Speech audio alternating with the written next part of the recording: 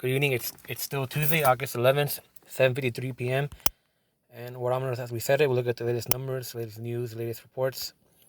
It's Tuesday. It's the first big day of the week in terms of official numbers. So we'll see where we're at. You can see we're already halfway through 20 million. It's spreading so fast, officially, quote unquote.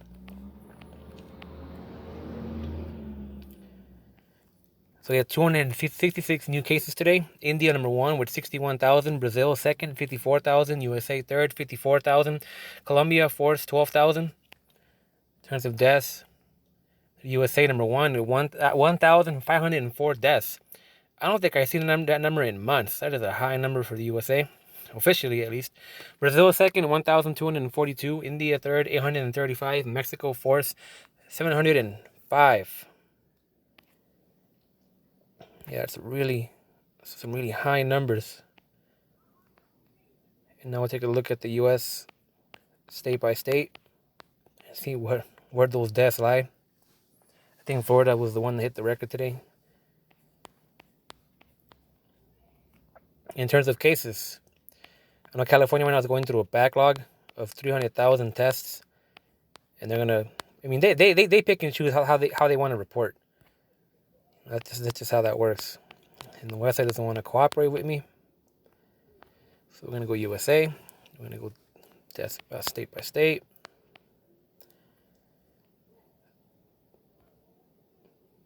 So California should be number one. Yeah, with 11,904, almost 12,000 new cases. Wow. Texas second, 7,900. Florida third, 5,800. Georgia fourth, 3,500.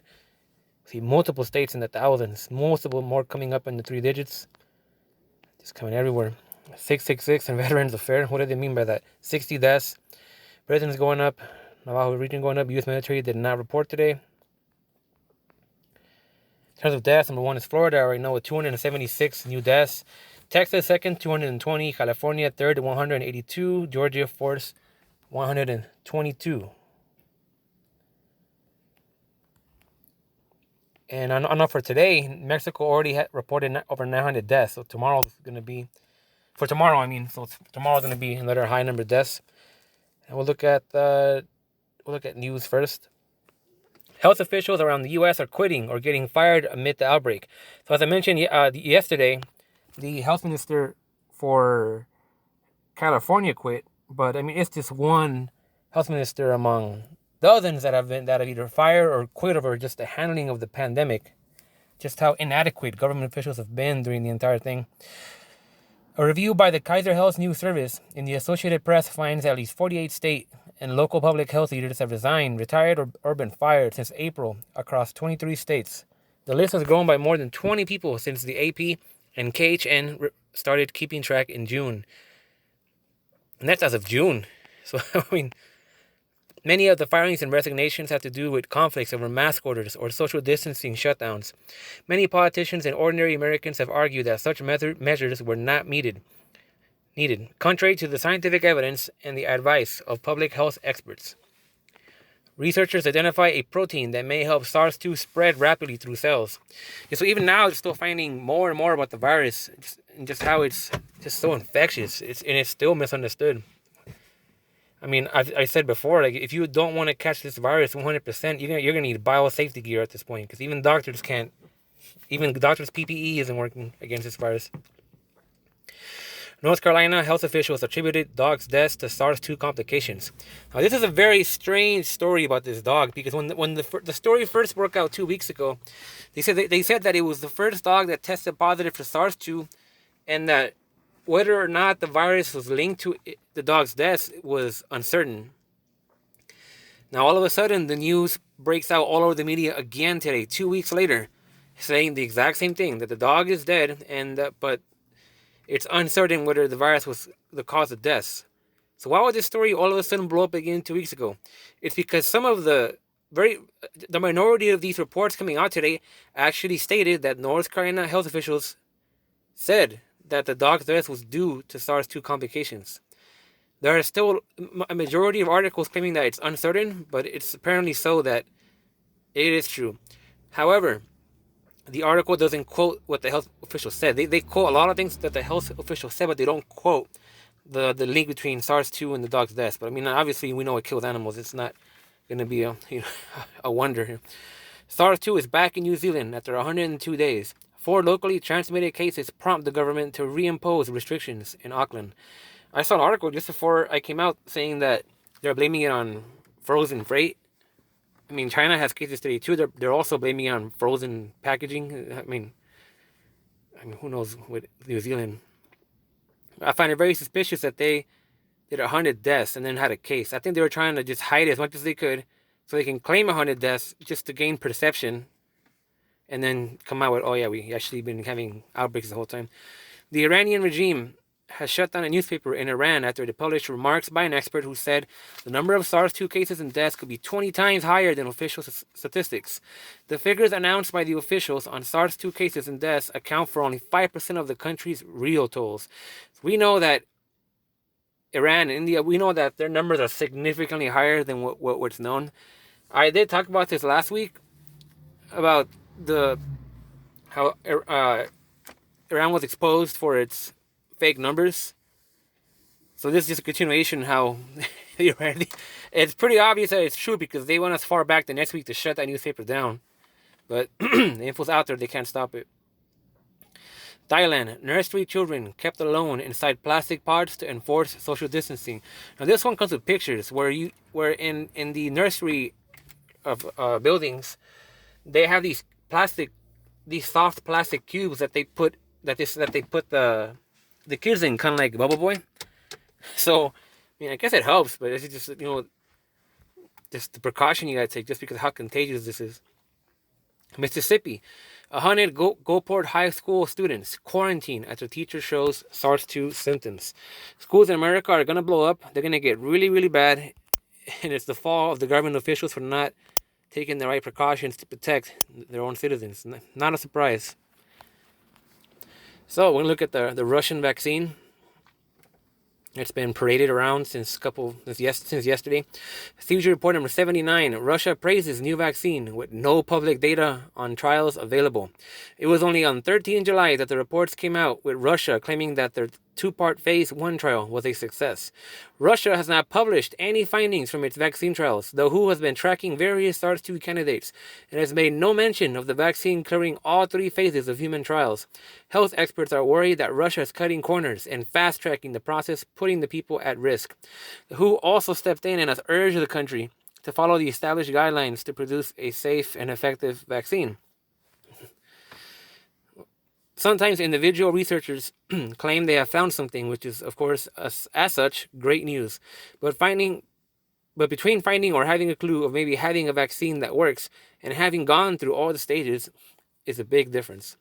Dr. Anthony Fauci, director of the National Institute of Allergy and Infectious Diseases in the United States, cautioned, "I do hope that the Chinese and the Russians are actually testing the vaccine before they are administering the vaccine to anyone."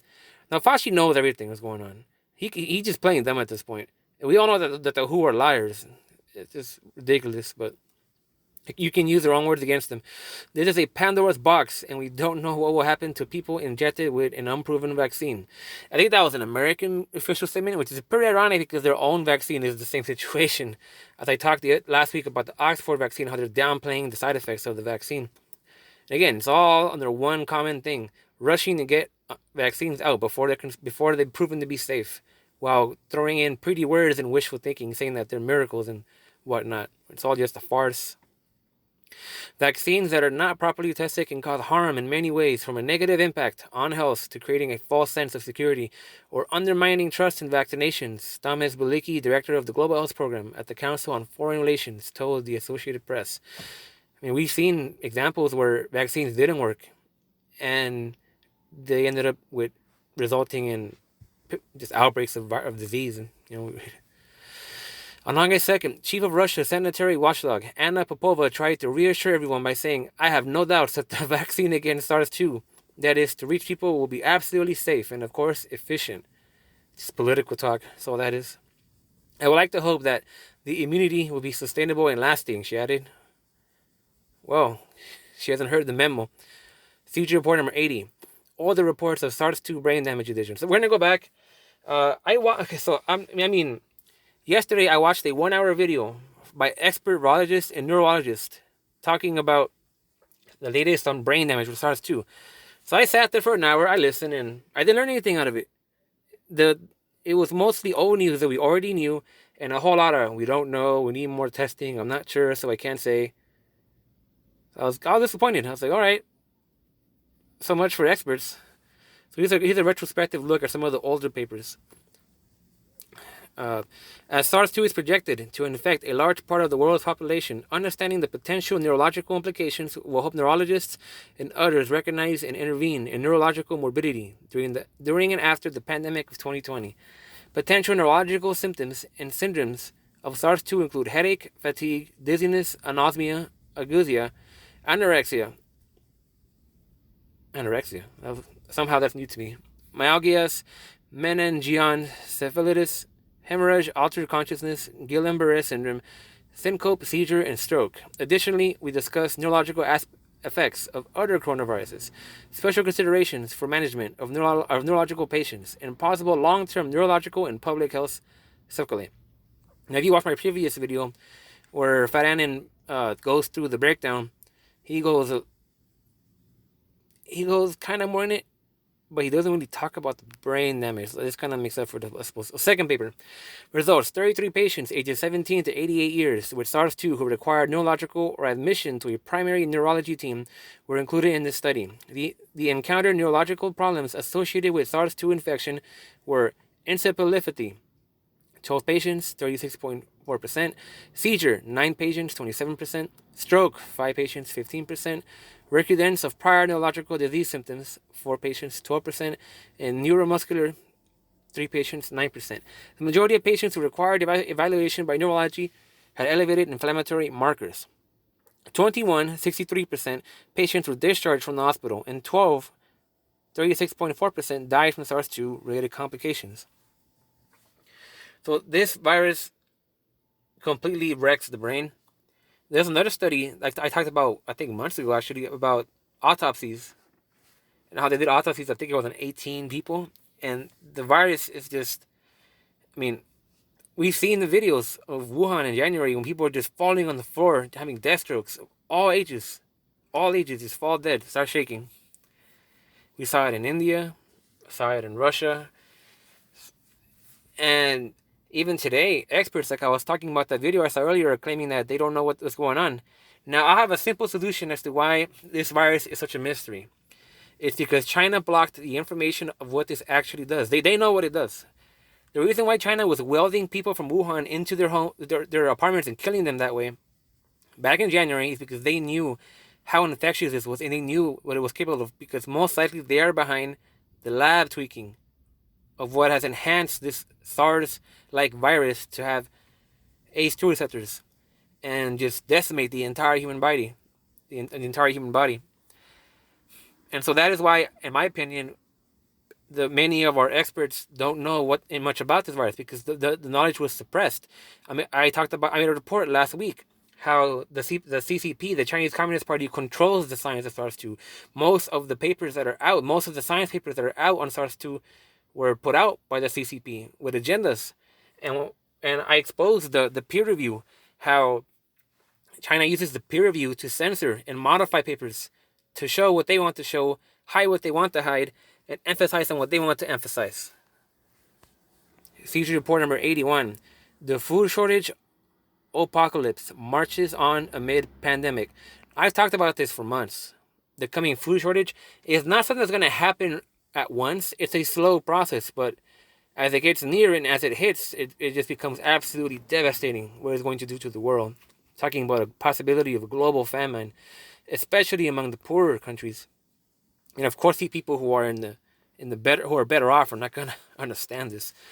So we'll look at pests first. City-sized swarms of locusts are swarming in dozens of countries, including Kenya, Ethiopia, Uganda, Somalia, Eritrea, India, Pakistan, Iran, Yemen, Oman, and Saudi Arabia since 2020. In this case, it is known as a plague. China.